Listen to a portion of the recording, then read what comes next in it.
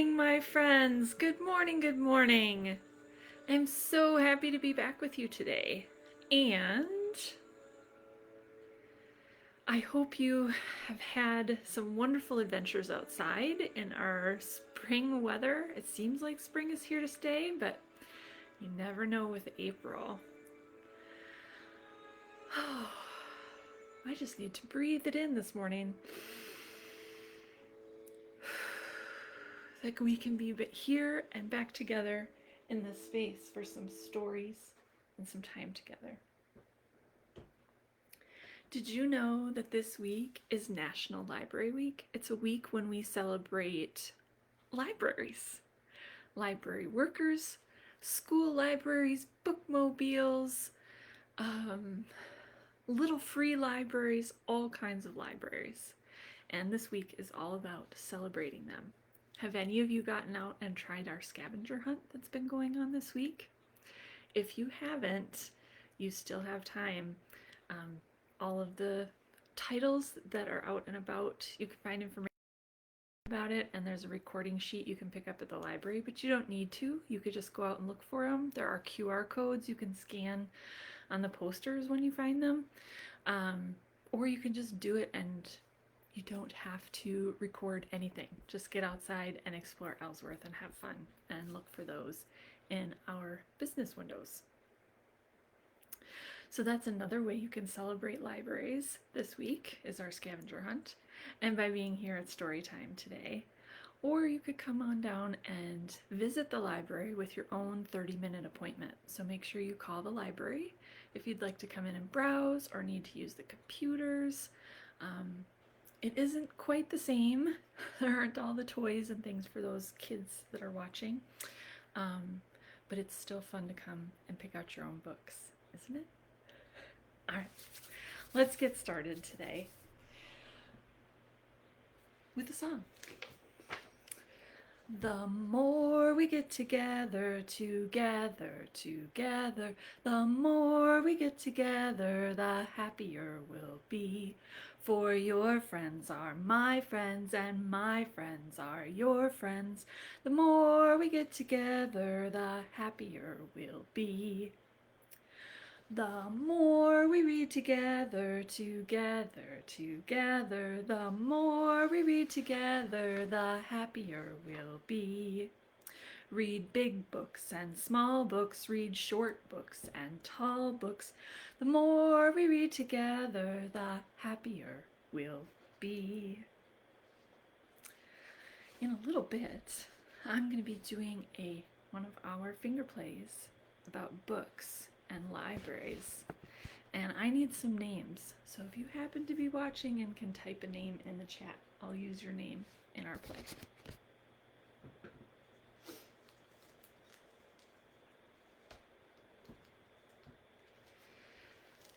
Since we're here to read together, our first story today is called The Little Library. It's by Margaret McNamara and G. Brian Karras. And what do you see on the cover right here? That's a little free library, isn't it? This book is actually about a school library. So there are libraries at schools. There are libraries in towns, like public libraries, like our Ellsworth Public Library. There are little free libraries. We're going to read about a few different kinds of libraries today. The Little Library is published by Schwartz and Wade Books from New York. And what can we see happening here? Looks like we've got some kids coming to school. One's sitting by the little free library reading a book.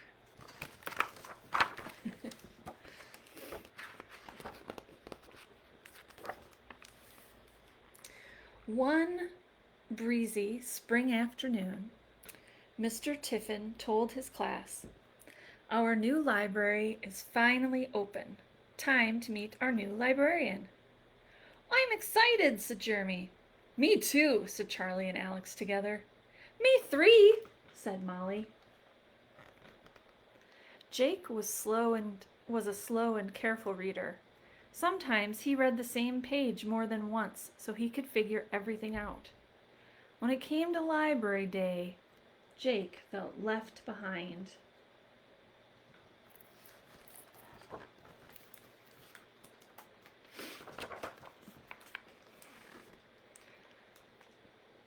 The new library smelled like fresh paint and wood. "Welcome, everybody," said a friendly-looking person. "I'm Beck Good. Please call me Librarian Beck. I'm here to help you find books to love."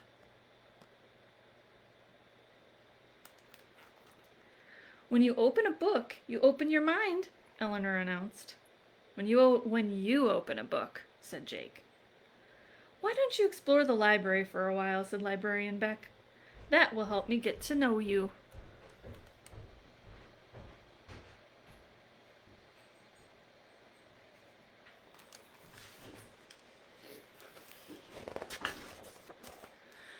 Kimmy headed to the science section. Alex and Charlie hunted for a story they could read together. Tara found the art books and looked for paintings by women. Jake wandered over to a corner shelf. He studied the bookcase to see how the pieces fit together. He ran his finger along the grooves in the wood.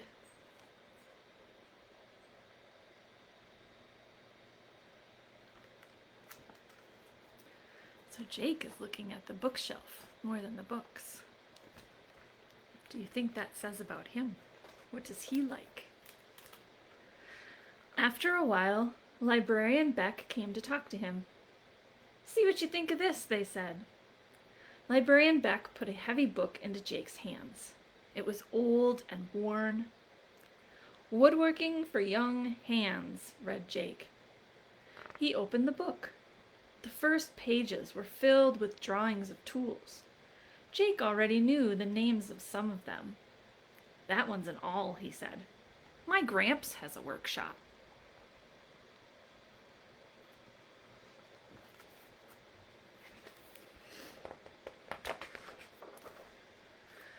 Jake handed the book back to them. "It sells a lot of pictures," he said, "so it doesn't count as reading."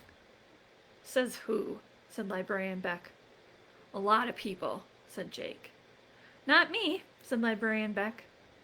Jake checked the book out. He let it sit for a while when he got home. He had other things to do.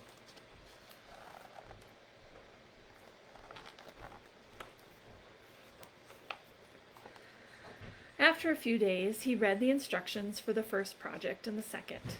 They didn't make a lot of sense to him. The next library day, Jake's book was due back. Slowly, he handed it over. "The instructions are pretty hard." "But it looks like you took some good notes," said Librarian Beck. "Want to keep it another week?" "Sure," said Jake.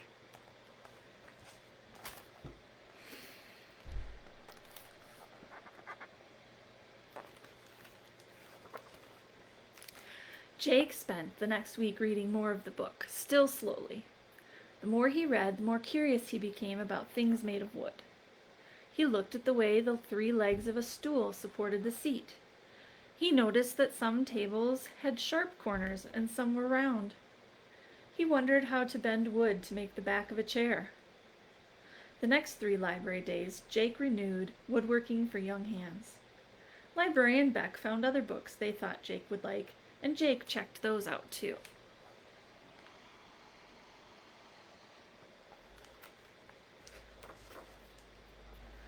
On a warm, sunny morning, Librarian Beck had an announcement to make. "All library books need to be returned before the end of school," they said. "That way the library will be organized and ready when you come back next year." "Wait," Jake said, "the library is closed all summer?" "Of course it is," said Robert. Jake looked down at Woodworking for Young Hands. He hadn't realized he'd have to give it back so soon.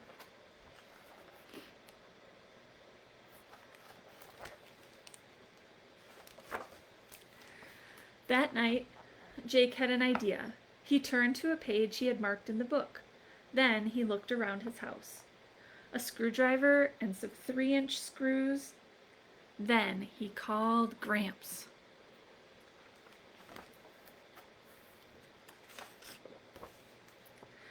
Over the next 2 weekends, Jake spent a lot of time in Gramps' workshop. Jake measured and marked plywood. Gramps cut along the lines Jake made. Gramps drilled holes. Jake screwed in screws. Jake attached hinges, fixed plexiglass, and painted. Gramps and Jake didn't talk a lot while they worked. They didn't need to.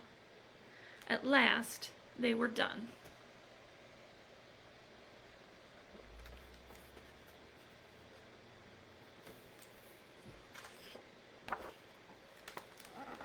On the last library day of the year, Jake brought something very big and very heavy into Mr. Tiffin's classroom. It was covered with a large cloth. "It's for Librarian Beck," he said.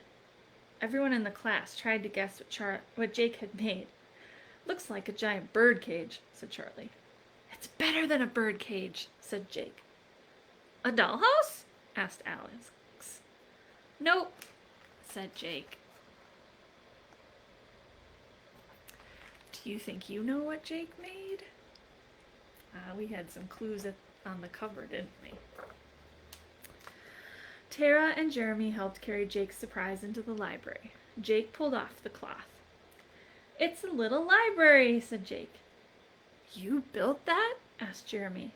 "With help from Woodworking for Young Hands," Jake said, "and my Gramps." "What's a little library?" asked Kimmy. "A little library is a place to share books," said Mr. Tiffin. "People take a book out and bring it back, or they replace it with another book," said Librarian Beck. "All for free. So while our big library is closed, this little library can stay open."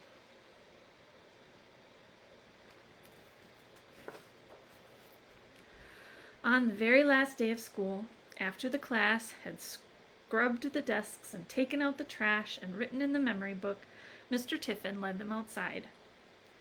There was Librarian Beck with the school custodian. They were standing next to the little library.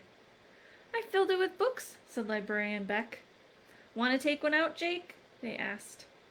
"That's okay," said Jake. "I'm going to wait till I can check out Woodworking for Young Hands again next year."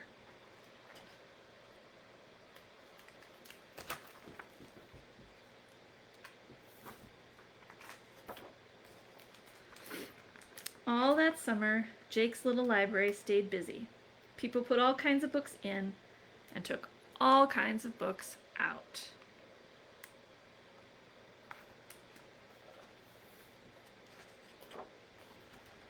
One hot day in July, a package arrived for Jake. He tore open the brown paper. Inside was Woodworking for Young Hands. On the first page, he saw this: "Withdrawn." Then he saw a note.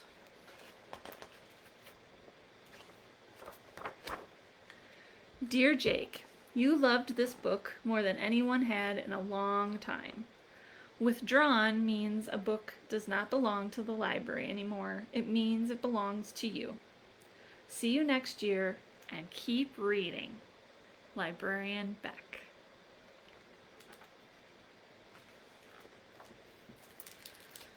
The end. Libraries are an amazing place to find what you love. And if you aren't sure, there will be librarians there to help you, like me, Miss Caroline, or Miss Darcy, or Miss Lori, or Miss Crystal, or Miss Caitlin. And how many of you have visited a little free library before? I know there are some around Ellsworth, so keep your eyes open and check one out sometime. They're a really fun place to explore. So, it's time for a finger play and some counting. Can you find your 5 fingers with me? But today, they're not our 5 fingers. They're 5 little books. 5 little books at the library. 5 little books as great as can be. Along comes Miss Caroline with their library card to take one home and read. If you want to put your name in the chat, you can say your name. 4 little books at the library, 4 little books as great as can be.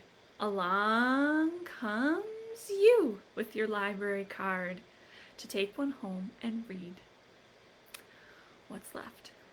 3. 3 little books at the library, 3 little books as great as can be. Along comes George with their library card to take one home and read. 2 little books at the library, 2 little books as great as can be. Along comes Sally with their library card to take one home and read.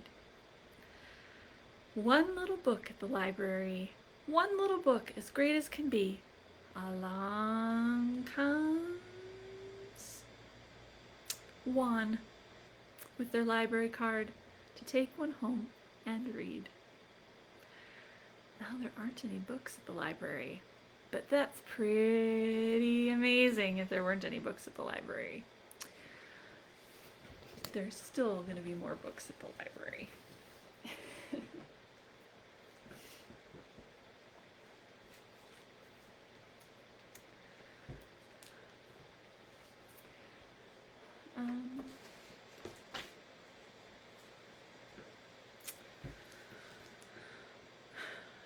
I think I'm going to stick to 2 books today, and I'm going to read a book called Our Library. And this story is a little bit about a library and the fact that it might have to close. And this book made me think a little bit about our library in Ellsworth, because we have big things going on for the library in Ellsworth.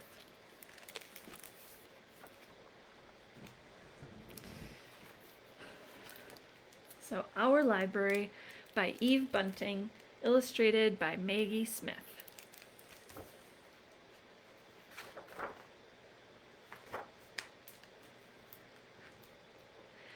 Miss Goose stamped my library book.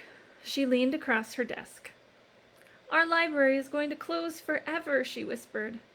"Oh no," I said. "Why?" "It's too old. It needs a new roof and new paint," Miss Goose said sadly. I said.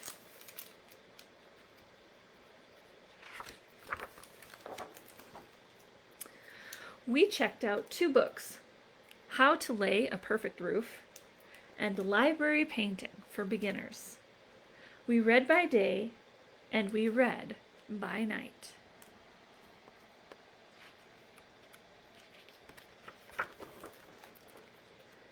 The next morning, we got started. We laid a perfect roof. We painted the library buttercup yellow with sky blue trim and a green grass door.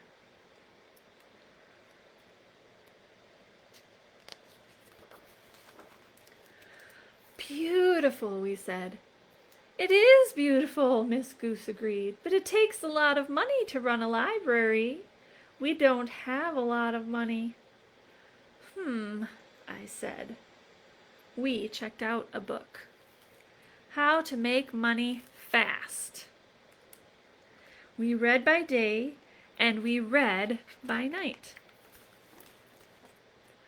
Then we had a bake sale and an art sale, and we sold candy door to door. "Oh my," Miss Goose said, "that is a lot of money. But Goat owns the ground the library sits on and he wants it back. He can sell the land for even more money." We were flummoxed. "How will we learn without a library?" Mouse asked. "We'll be ignorant," Skunk said, "and an ignorant skunk is a very sad skunk indeed." I said. "Remember that it's the library we love, not the land it sits on. Let's find a book."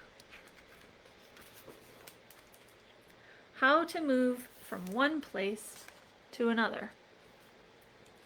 We read by day and we read by night, and then we looked for the perfect place for our library.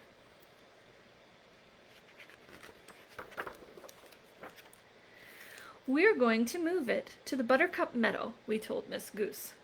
Oh my, she said. Old Beaver owns Buttercup Meadow. He's a grumpy fellow, and he won't want to give up that meadow. His little grandson plays there every day. I rubbed my chin. Say he has a little grandson. And then, and there, we checked out 2 books. Read to Your Grandkids and How to Speak Wisely and Well to Grumpy Old Beavers. We read by day and we read by night. We looked at the pictures. We thought hard. Then we went to see Old Beaver in his lodge on Puddle Pond. What do you want? He asked. He was grumpy, all right. Rabbit turned tail and ran, but I spoke up wisely and well. Sir, I said, the library is closing. We would like to move it to your beautiful meadow. No, Old Beaver grunted, grumpier than ever. We know you have a grandson, I went on. I was fearful but determined. Where will he get books to read? With books to read, he'll grow up smart, Skunk said. And interesting, Squirrel added.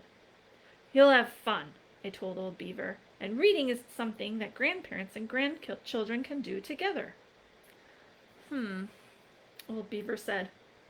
I opened the book I'd brought. Look. Old Beaver peered at the picture. Those are ducks, he said. A grandfather duck and his grandson, I said. And here is a baby chipmunk with his grandma. Old Beaver scowled. No beavers? Not yet, I told him, thinking quickly. We could send a picture to the publisher. We waited. Old Beaver slapped the deck with his broad, flat tail. We waited some more. At last he smiled. Oh, all right, he said. Let me get my grandson so we can take a picture. Click.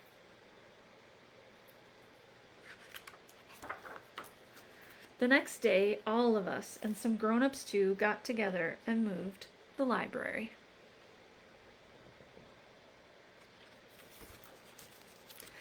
Our library now sits in the meadow. Buttercups drift around its buttercup yellow walls. Its grass-green door is always open, and the sky above is mostly sky blue. On rainy days, we stay cozy inside. On sunny days, we lie in the shade of a big whispering oak tree and read. We have story hour, and parents bring their little ones. Old Beaver and his grandson come in the afternoon, after they've had their naps. They look so content together. Mole has taken lots of pictures of them. And Miss Goose has found several books about beavers for the library. Badger didn't know how to read, so we're teaching him. Gopher lies on the grass and kicks up his legs. There's nothing you can't learn to do when you have books, he says. Porcupine smooths down her quills. If you can read, she adds. I smile. And it's even better if you have a library. So in Ellsworth, we have a small older library, and we are looking at moving to a bigger library in a new space just up the road. And I wanted to say thank you to those of you who have supported the building campaign or participated in a fundraiser. Thank you to all the kids at school who contributed their coins and had a good time collecting coins. Your support has been amazing for this library campaign project, and I couldn't do National Library Week and celebrating libraries without saying thank you. I also need to tell you thank you for your patience with our Storytime Grab and Go kits. They did not make it out this week. Ms. Caroline was sick for a while, and we're just gonna go with it for next week. So next week on Wednesday, there will be a Storytime kit that will have crafts in it for our next 3 April Storytimes that we have coming up. And I also want you to start thinking ahead and planning because it looks like we will be able to see each other. Our Facebook Live story time is going to move to an in-person outdoor story time in May. So watch for details on that.